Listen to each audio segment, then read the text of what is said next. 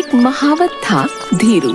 उसके पास एक हाथी विनायक और हाथी का बच्चा सुंदर था।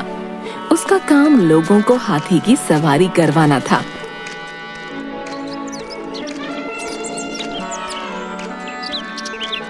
वह गांवों में जाकर अपने रिश्तेदारों के घर महीने भर रहता और वहां लोगों को हाथी की सवारी करवाता। फिर किसी और जगह चला जाता। एक बार की बात है, वह हाथी और बच्चे के साथ अपनी बहन के ससुराल गया। इसी गांव में कोठारी नाम का बहुत कंजूस दुकानदार रहता था। रास्ते से धीरू को हाथियों के साथ जाता देख वो मुंह बना लेता है। वहीं धीरू की बहन उसे देखकर बहुत खुश होती है।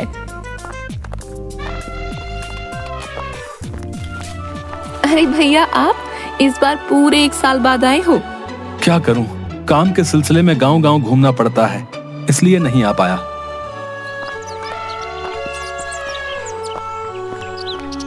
बहन घर के बड़े आंगन की ओर इशारा करती है। विनायक और सुंदर यहाँ रहेंगे। धीरू उन दोनों को आंगन में बैठाता है। तब तक बहन बाल्टी में पानी लाकर हाथियों के सामने रख देती है।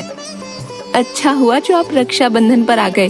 भगवान ने मेरी सुन ली। मैं इस बार नहीं आ पाती। बाबा की तबीयत खराब है। क्या हुआ तुम्हें? महीने भर से बिस्तर पर हैं। अब इस हालत में उन्हें ऐसे छोड़कर नहीं आ सकती थी। मैं आ ही गया हूँ, तुम उनका ध्यान रखो। अगले दिन धीरू विनायक और सुंदर को लेकर गांव में निकलता है। उन्हें देखकर एक बच्चा जोर से चिल्लाता है, देखो देखो, धीरू काका हाथी लेकर आ गए। वो भागते हुए पूरे गांव में ये बात फैला देता है।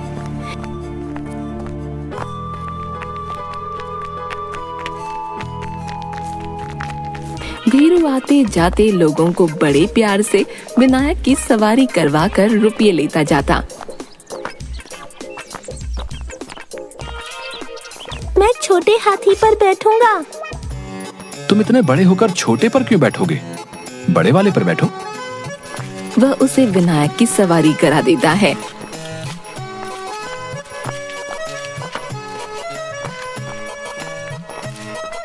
कितना लेते हो एक आदमी की सवारी का? 5 रुपए। ये तो बहुत ज्यादा है, कहकर वहां से चला जाता है। कंजूस कहीं का। शाम को वह हाथियों के साथ घर के आंगन में चारपाई पर बैठ गया। तभी उसे लगा कि बाहर दरवाजे के पीछे कोई है। कौन है वहाँ? कोई आवाज नहीं आती। वह दरवाजे की ओर जाता है। वहाँ एक पागल दिखने वाला आदमी था। कौन हो तुम? यहाँ क्या कर रहे हो? वह ठीक से कुछ बोल नहीं पाता, केवल अजीब सी आवाज निकालता है। मैं कब से चिल्ला रहा हूँ, सुनाई नहीं देता या पागल हो? उसकी आवाज सुनकर बहन आ जाती है। उस आदमी को देखकर, अरे भैया, इसे कुछ मत कहिए, ये सच में पागल है, इसे कुछ समझ नहीं आता। पागल? हाँ, वो कंजूस दुकान वाला है ना, कोठारी। ये उसी का भाई सुरेश है। उम्र हो गई है पर दिमाग बिल्कुल नहीं है।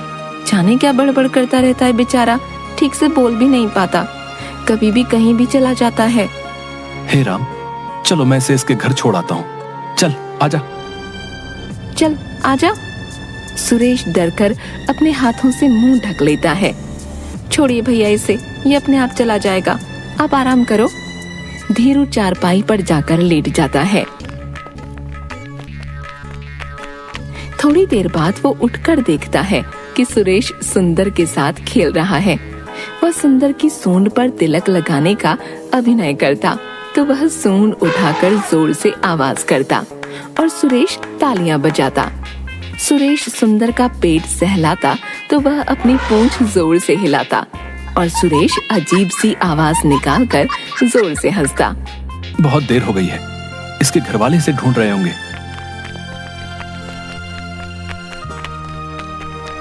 चला घर छोड़ाओ। इस बार वह चलने को तैयार था। सुरेश ने जाते हुए सुंदर को हाथ हिलाकर कहा, टाटा टाटा। सुंदर ने सूंड ऊपर करके उसका जवाब दिया।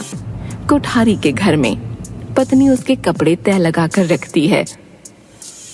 अरे कंजूस आदमी, अब तो कपड़े खरीद लो, देखो कुर्ते में एक फिर छेद हो गया। इतना सा तो है, सिल दो। इसके लिए नया कुर्ता क्या लेना? मैं नहीं सिलूंगी, अभी परसों ही तो सिला था, ये काम भी खुद ही कर लो।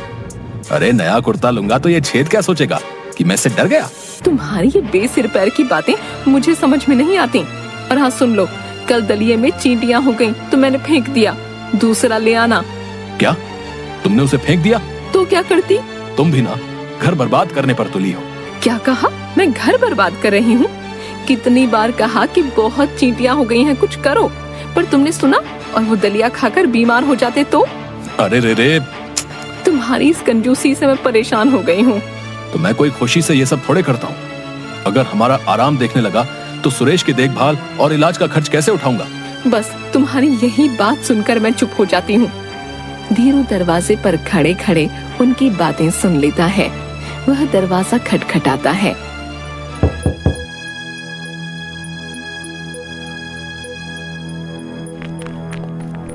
कोठारी बाहर आता है तो देखता है कि धीरू सुरेश को लेकर आया है। अरे महावत, तुम आओ आओ, ये तुम्हें कहाँ मिल गया? माफ करना, मेरा भाई कहीं भी निकल जाता है। अब कोई बात नहीं, ये लो इसकी सवारी के, मैं इससे ज्यादा नहीं देने वाला। नहीं रहने दो, इस बेचारे ने तो हाथी की सवारी की ही नहीं, ये तो बस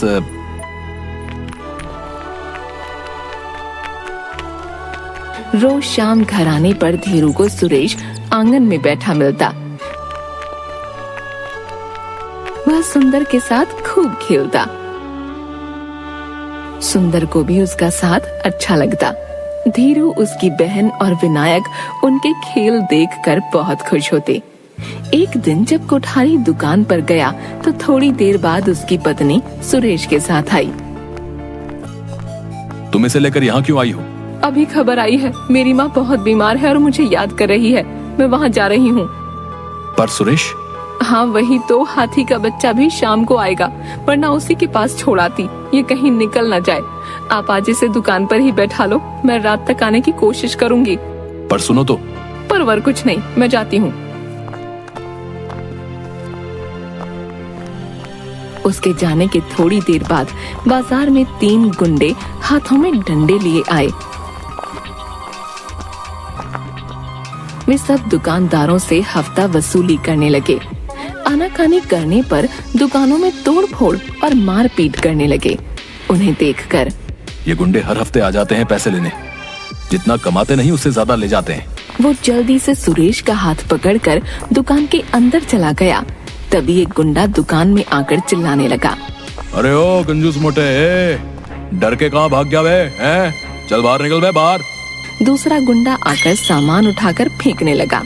तभी कोठारी बाहर आता है। अरे भैया सामान मत फेंको, मैं हफ्ता देता हूँ। ये क्या बे? हैं बे? बस इतना सा? चल और निकाल बे। भाई इस हफ्ते बिल्कुल कारोबार नहीं हुआ। तभी सुरेश भी बाहर आ जाता है। दूसरा गुंडा सामान उठाकर जोर से फेंकने लगता है। ये देखकर सुरेश डरकर जोर से रोने लगता है। तब कोठारी उन्हें और रुपये दे देता है। पर दूसरा गुंडा रोते हुए सुरेश को थप्पड़ मारने लगता है। तभी बाजार में धीरू, विनायक और सुंदर के साथ आ जाता है। क्यों बे? हैं? क्यों बे पागल? पागल कहीं के। ये ले, इसे मत मारो, चाहे तो मुझे मार लो। तीसरा गुंडा भी आ जाता है। अबे तुझे मारेंगे तो हफ्ता कौन देगा बे? दूसरा गुंडा हंसते हुए सुरेश को फिर मारने लगता है। तभी सुंदर भागता हुआ आकर सुरेश के पास खड़ा हो गया। तीनों गुंडे उसे देखने लगे। अबे ये हाथी का बच्चा कहाँ से आया बे? ओए ओए उधर देखो, नया बकरा। यहाँ का नहीं लगता रे, हमें क्या, चलो। तीनों धीरू के पास जाते हैं। चले, चल हफ्ता निकाले, चल। धीरू ना में सिर हिलाता है। अबे ना करता है? जानता नहीं है हम कौन है? पता नहीं तेरे को है? तभी विनायक सूंड ऊपर करके जोर से चिंघाड़ता है। रहने दे, चल। तीनों गुंडे वहाँ से दूसरी दुकान में चले गए। विनायक रोते हुए सुरेश को देखता है। सुंदर उसकी सूंड उसके चेहरे पर फहरा रहा था। सुरेश को रोता देख विनायक गुस्से से चिंघाड़ा और गुंडों के पीछे भागा। अरे ये हाथी हमारी तरफ ही आ रहा है रे। तीनों डरकर भागने लगे।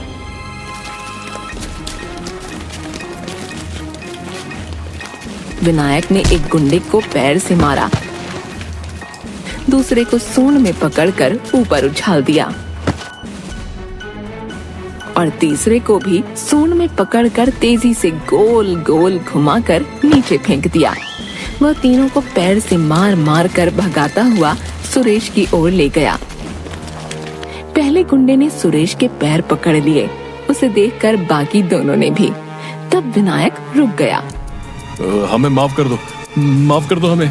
हम कभी किसी को नहीं मारेंगे भाई, किसी को नहीं मारेंगे भाई। यहाँ कभी नहीं आएंगे भाई, यहाँ कभी नहीं आएंगे। फिर तीनों वहाँ से भागकर जाने लगे तो विनायक ने उनका पीछा किया। महावत रोको उसे, कहीं उन्हें मार ही न डाले। चिंता मत करो, ये जानवर हमसे कहीं ज्यादा समझदार है। जो बात हम नहीं समझ सकते ये समझ जाते हैं। विनायक उन गुंडों को गांव से बाहर भगाकर ही रुकता है।